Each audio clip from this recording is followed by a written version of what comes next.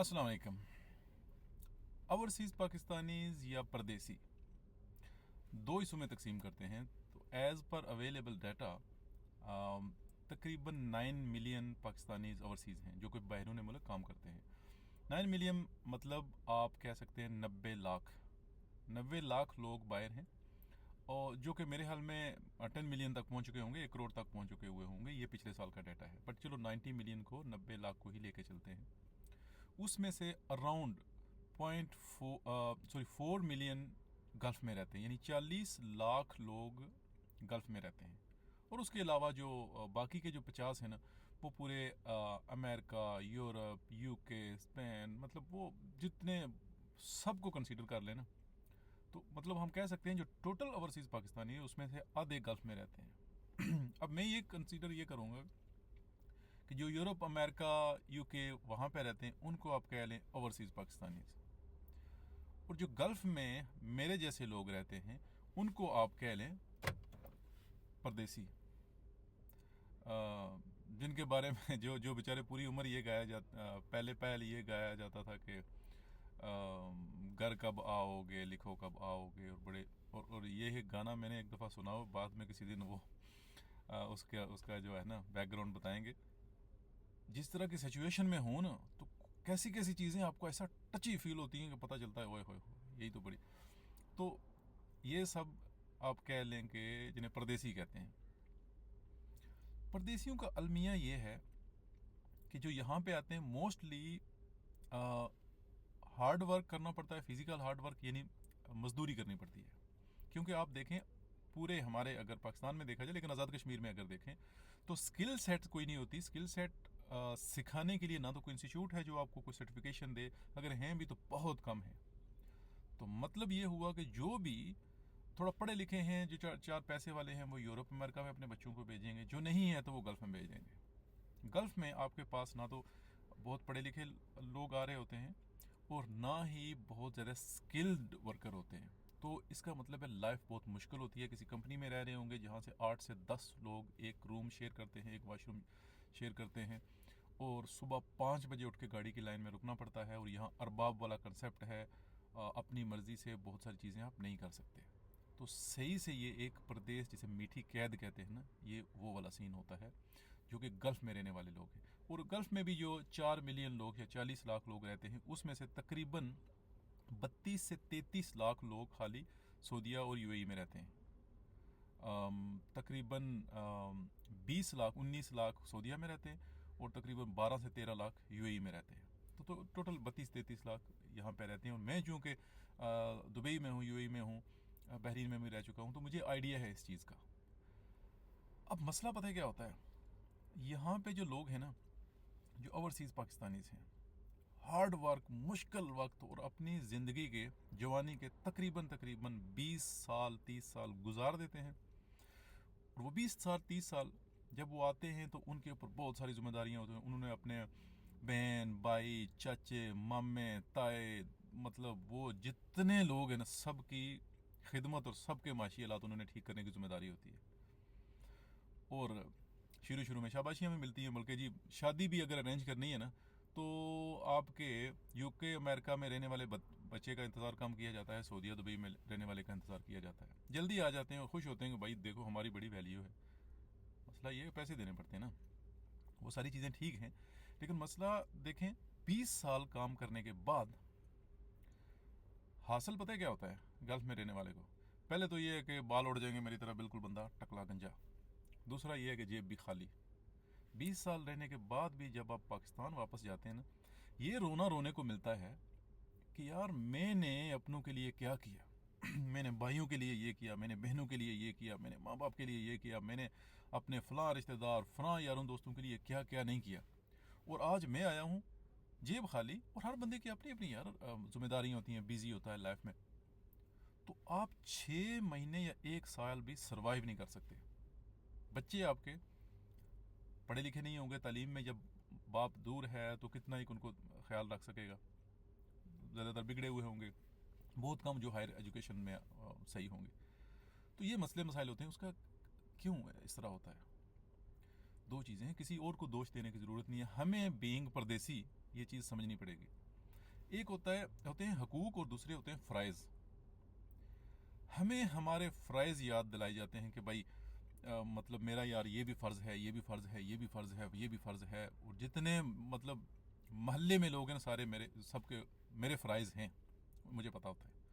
और जो पाकिस्तान में बैठे हुए लोग हैं ना, उनको फ़राइज़ को नहीं याद होते, उनको हकूक़ याद होते हैं। मेरा ये भी हक़ है जी, मेरा ये भी हक़ है जी, बहन का हक़ है, भाई का हक़ है, चाचे का हक़ है, मामे का हक़ है, ताए का हक़ है, बीवी का हक़ है, बच्चों का हक़ है।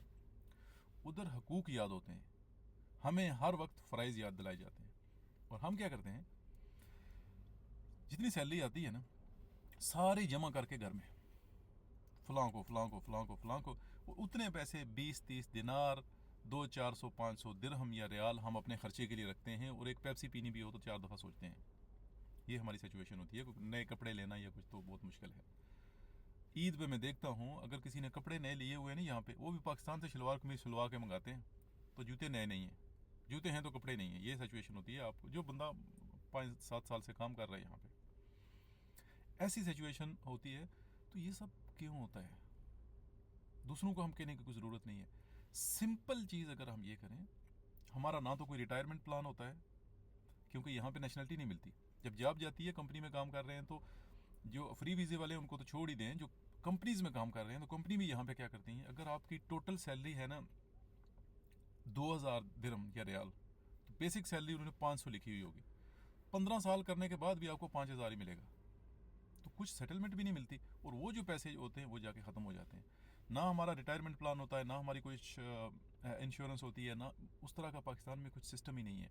जिस तरह का इंडिया में म्यूचुअल फंड वगैरह है, उसमें लोग इन्वेस्ट करते हैं, और एक सर्टन एज के बाद जब आप रिटायर होते हैं तो आपको एनुअली एक लमसम अमाउंट मिलना शुरू हो जाती है टिल योर डेथ, और मे बी 70 ईयर तक।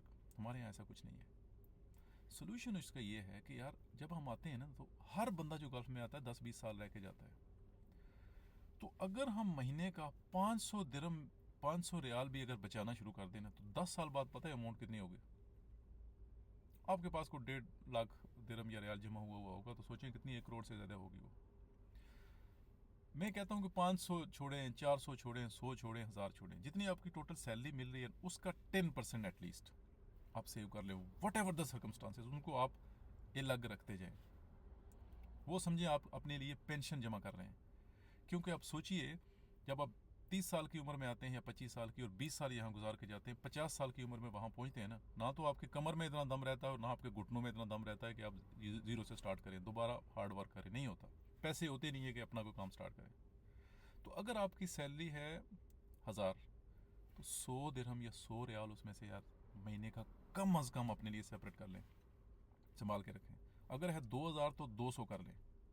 ये आपकी अपने लिए और अपने बच्चों के लिए सेविंग है। मुझे पता है कि हर महीने नया से नया कोई जुगाड़ नज़र आ जाता है, भाई यार इस महीने में ये हो गया, इस महीने में ये हो गया, कुछ भी हो जाए, पहले आप ये करेंगे आपकी जो सैलरी है उसका 10% साइड पे कर लें, जो बच गए उससे अपने निज़ाम चलाएं। यकीन कीजिए आपको पता ही नहीं चलेगा 5 साल कैसे गुजरते हैं, 10 साल कैसे गुजरते हैं। अब 10 साल का करें, 10 साल में 12 महीने हो गए, तो कितने हो गए? अगर टोटल आप करें कितने महीने बन जाते हैं? 120 मेरे ख्याल में। और आपको 100 दिरहम जमा किया हुआ तो कहाँ होगा, और 500 जमा किया हुआ तो कहाँ होगा? तो जब आप छोड़ के जाएंगे ना, तो आप ना तो लोगों के ऊपर डिपेंडेंट होकर बैठेंगे, और ना ये गिले करते हुए नजर आ जाएंगे, मारो यार मैं क्या, मैंने पूरी उम्र ज़ाया कर दिया, मैंने फ़लाँ को भी दिया, मैंने फ़लाँ को भी खिलाया, मैंने फ़लाँ को भी खिलाया, आज सारे मुझे छोड़ के चले गए। कोई छोड़ के नहीं जाता, अपनी अपनी प्रायोरिटीज़ होती हैं।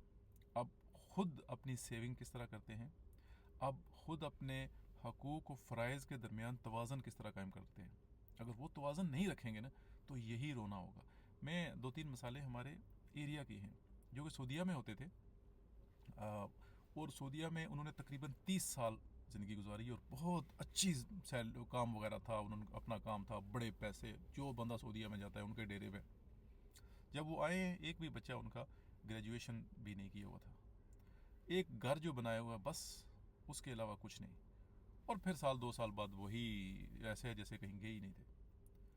तो मतलब जब आपके पास पैसे होते हैं, जब सारे शशके और ये और वो और लोग आगे पीछे, और जो मतलब हर महीने में आपने ख़त्म कर दिए, जो थोड़े बहुत जमा करते रहे, 2 साल पे छुट्टी गए तो उड़ा के आ गए, शादियाँ ब्याह पे ये वो, तो प्लीज़ मेरे ख्याल में जो परदेसी हैं, ओवरसीज़ पाकिस्तानीज़ नहीं, उनको नेशनलिटी मिल जाती है, बीवी बच्चे साथ में होते हैं।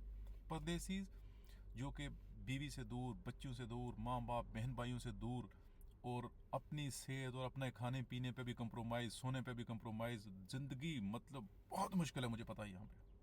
उसके बावजूद आप अपनी जवानी ज़या करके जब आप जाते हैं तो खड़े होकर देखते हैं तो फिर आपको गिले अपने रिश्तेदारों से भी होते हैं, अपनी फैमिली से भी होते हैं, अपने बाल बच्चों से भी। भाई बिगड़े हुए हैं, बिगड़ेंगे ना जब आप सर पे थे ही नहीं उनको समझाने के लिए। तो इस सारी चीज़ों के सोल्यूशन यही है, पहले दिन से ही जब सैलरी आती है, पैसे कमाना मुश्किल है लेकिन उनको मैनेज करना, फाइनेंशियल मैनेजमेंट उससे ज़्यादा मुश्किल है, लेकिन बहुत ज़रूरी है। अगर वो नहीं करेंगे तो प्रॉब्लम्स आपको आएंगी ही आएंगी, और फिर गिले शिकवे होंगे। जब गिले शिकवे होंगे तो फैमिली में मसले मसाइल होंगे और फैमिलियाँ टूटेंगी। और इन सब का हल यही है, सोचिए, सेव करना शुरू कीजिए, फ़ायदा होगा आपको बहुत। सुनने का बहुत शुक्रिया, मिलते हैं अगली वीडियो में। Thank you.